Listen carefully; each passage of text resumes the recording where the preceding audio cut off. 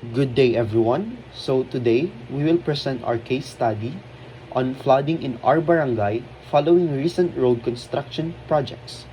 This case study focuses on how changes in road designs and delayed drainage installation contributed to recurring flooding issues observed in the area. We can see the road map of Barangay 47 Bengkag, Sitio 3 and 4. So this slide shows the exact locations of the road sections affected. The area includes residential zones where road construction was carried out through concrete paving and road widening. These changes significantly altered the natural flow of rainwater in the barangay. So in the picture, we can see both roads before construction.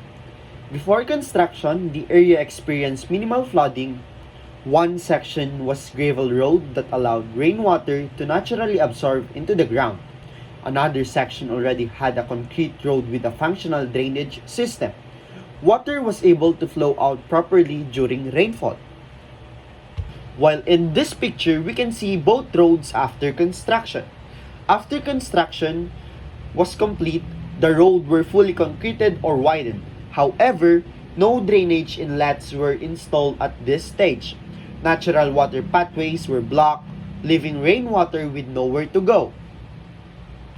Flooding and complaints. Following these changes, flooding became frequent during heavy rainstorms. These flooding incidents were personally witnessed by the observer and were also consistently reported by local residents. Although the following was not photographed during the actual events, it was repeatedly observed and verified. This image shows a residential area adjacent to the road. So meaning po, yung kalsada pantay. So during rainfall, water accumulates along the road and spreads toward nearby houses. So ito po yung sanhi ng pagkabaha ng ating mga local na residents. While this image highlights a low-lying section of the road, this area naturally collects runoff and without drainage, water builds up and floods nearby properties. This location was repeatedly identified by residents as a flooding hotspot. At this point, it became clear that the road project had caused unintended flooding problems. As we can see, napaganda nga yung kalsada, but it caused a lot of problems to the local residents. After multiple complaints, action was taken, but only after the flooding had already occurred. At this point, we can see Road 1 before any drainage was installed. At this stage, the road surface was already completed but no provision for runoff management were present. As we can see, drainage was later added along Road 1 in response to complaints.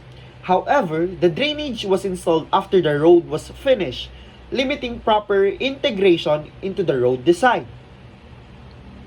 A similar approach was taken for Road 2. Despite having a previously functional drainage system, road widening covered it and replaced it with a new drainage line, installing only after flooding occurred. So, same sila ng problem with the Road 1. Drainage system was later installed after the road was finally done. The comparison highlights the difference between road conditions without drainage and the later added drainage. The timing of installation shows that drainage was active rather than planned. This close-up image shows a newly installed drainage opening. The inlet is positioned higher than the road surface, which limits the ability of rainwater to enter the drain effectively. So as we can see, mas mataas nga yung inlet kesa sa road surface. This is due to the mas naunang natapos yung kalsada kesa paglagay ng mga drainage system. This slide compares the road section before and after the installation of elevated drainage inlet. Despite the presence of drainage, water still struggles to enter due to improper elevation. This is another example of elevated drainage installation. The repetition of this design suggests a systematic issue rather than an isolated mistake.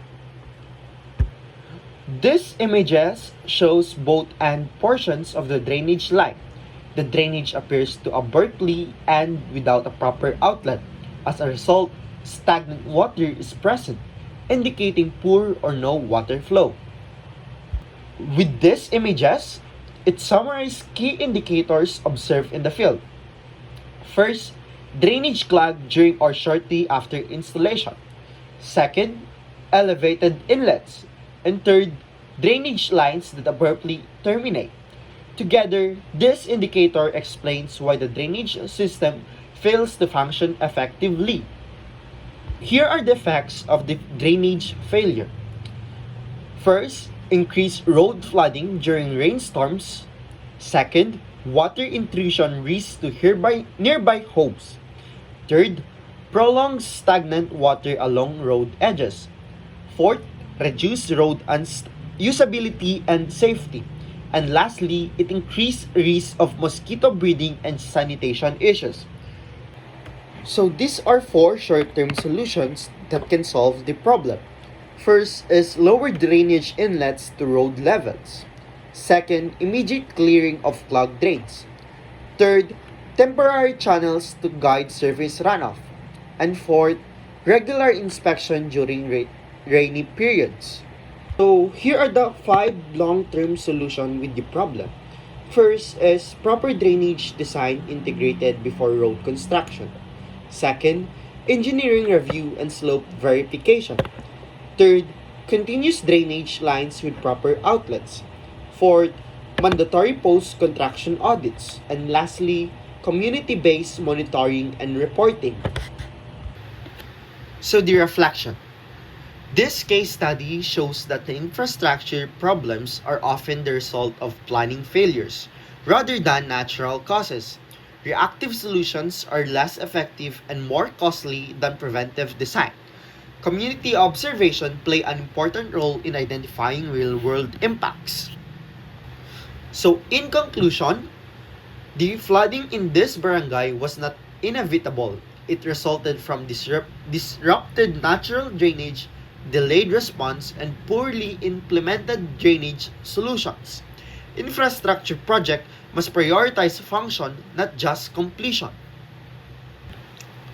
When drainage is treated as an afterthought, flooding becomes the outcome.